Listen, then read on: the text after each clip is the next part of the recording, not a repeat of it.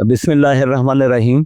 नाज़रीन, काश्तकारी से मुतल्लिक़ 6 अहम सवालों के जवाब दिए जाते हैं। काश्तकार पूछते हैं, कमेंट भी करते हैं। उनमें से एक तो यह है कि प्याज लगाना चाहिए या नहीं, ये इसका कोई फ़ायदा हो सकता है या पिछले साल की तरह फिर ना नुकसान हो जाए। तो इस सिलसिले में अर्ज़ यह है कि बहुत से नौवारद किस्म के काश्तकार और बेशुमार ठेकेदार हज़रात जो है वो तो भाग गए हैं। वो तो इस साल प्याज नहीं लगाएंगे। प्याज के सिर्फ प्रोफेशनल काश्तकारी लगाएंगे तो अप्रैल से जून तक जो है ना प्याज का रेट बेहतर रहने का इम्कान है, नुकसान का अंदेशा नहीं है।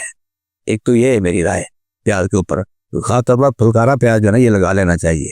दूसरा यह है कि कमाद के ऊपर जो है ना खासतौर पर जनूबी पंजाब और सिंध में पायरिल्ला का या गोरा मक्खी जो है ना वो अभी भी अटैक कर रही है।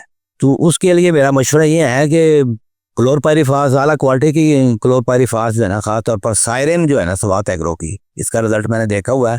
इनको फ्लड करने की बजाय अब तो 10-12 दिन रह गए, ठंड शुरू हो जानी है, गोरा मक्खी खुद ही खत्म हो जानी है।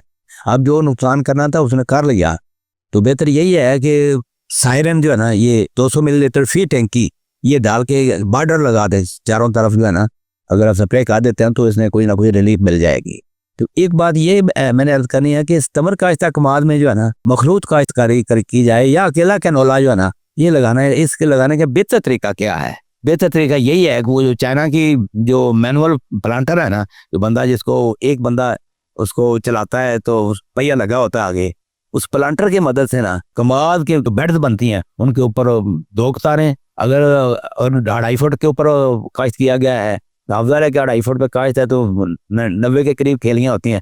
हर खेली के ऊपर जो है ना चोटी के ऊपर एक कतार जो है ना 600-700 ग्राम बीज कैनोला का ये वो प्लांट कर देती है। इससे काश्त करना जो है ये सबसे बेहतर रह जाते थे, उगाव बड़ा यूनिफॉर्म होता है। बाकी रहा कि मूंजी जो है ना अगर ये बेशक दाना सख्त हो चुका हो, अभी रंग नहीं तब्दील हुआ, तो पत्तों का रंग गहरा सब्ज है, फसल कदरे लेट काश्त है, तो इससे जो है म्यारी और बेहतर पैदावार लेने के लिए ना पोटाश इस्तेमाल करने की, पोटाश के साथ डॉक्सीस्ट्रोबिन प्लस डाइफेनोकोनाजोल ये बीमारी के लिए ये भी डालें। पोटाश का बेहतर सोर्स जो है ना ये स्पीडफुल सीरियल जो है ना स्वात एग्रो की, मैं समझता हूँ ये स्प्रे वाली पोटाश का बेहतरीन सोर्स है। ये 2 चीज़ें मिला के, बल्कि अगर आप पेस्ट कोटिंग करके देखें, अगर तेला मौजूद है ना तो पाइमेट्रोजिन प्लस डाइनोटिफिरान ये तीनों चीज़ें इकट्ठी मिला के स्प्रे कर फिर इंशाल्लाह मूंजी की जो लेट काश्ता मूंजी है ना उसकी फसल भी, उसकी पैदावार भी अच्छी आ जाएगी। बाकी मौसम के हवाले से महकमा मौसमियात ने ये खबर दी है कि ये सर्दियों में जो है ना कोई ज़्यादा कोहरा पड़ने का इम्कान नहीं, नॉर्मली सर्दी पड़ेगी।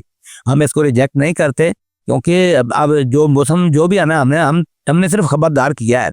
ऐसा नहीं है कि 100% हमारी बात सही हो या 100% महकमा मौसमियात जो है ना और उसके बाद दुरुस्त साबित हो, तो इसको तो हमने भुगतना ही है।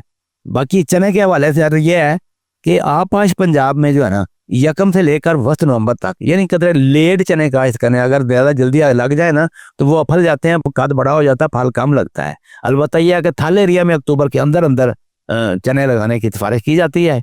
और चने से प्याजी तलब करने के लिए ये है कि जब प्याजी की उम्र 15 यानी 2 हफ्ते से कम ही हो तो उसके ऊपर कार्डिनल या फ्लूमेट्सुलम ये 7.5 ग्राम फी एकड़ के हिसाब से स्प्रे कर दें। अब 15 दिन के कम है, चने बाद दफा चने के साथ नहीं उगती, जब बारिश होगी तो उगेगी, तो भी आपने ये देखना है कि उसका उगाव हो जाए प्याजी का। चने बेशक 1 महीने के हों, 1.5 महीने के हों, तो चने को ये दवाई नुकसान नहीं करती। 7.5 ग्राम फी एकड़ के हिसाब से आप ये स्प्रे करके छोटी छोटी प्याजी को तलफ कर सकते। अगर प्याजी बड़ी हो जाए तो इस दवाई से तलफ नहीं होती।